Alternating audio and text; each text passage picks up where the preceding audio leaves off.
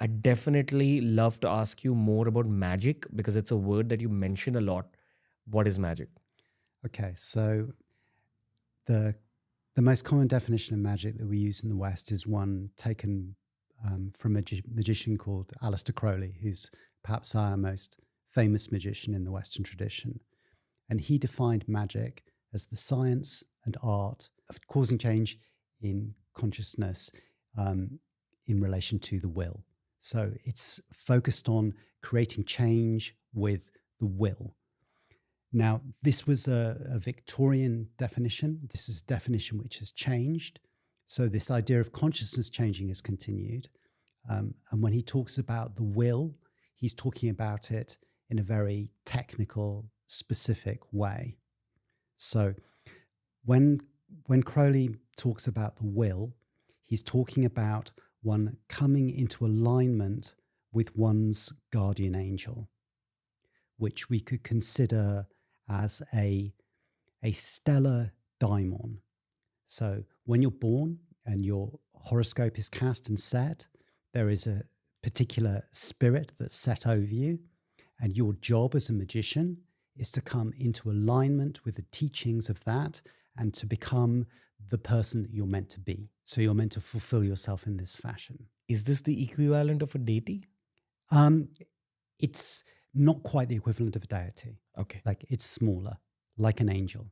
Understood. It's best to think about it like an angel. A higher being A higher being. that is meant for you, and your job is to get in sync with that. Yes. And this is the case for every human being. Yes. And you can see this through your astrological chart. Yeah. Wow. Okay. Please go on. His definition of the science of causing change of consciousness according to the will, this has been challenged in the last probably 50 years, in that we've moved to a more animistic understanding in the West. So it's easy to hear his definition and think that he's talking in a purely psychological manner.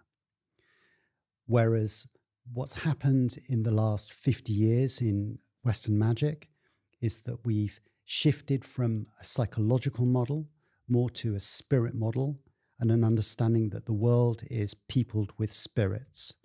And so the work that we are engaged with is more of a spirit work, and that we're aware that spirits are the actors, the movers who fulfill what it is that the magician desires.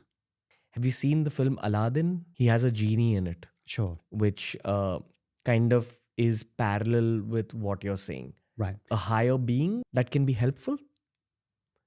When I use the word helpful, what does that make you feel? The idea of a spirit helper is something that's been common in the Western tradition since, at least ancient Greece.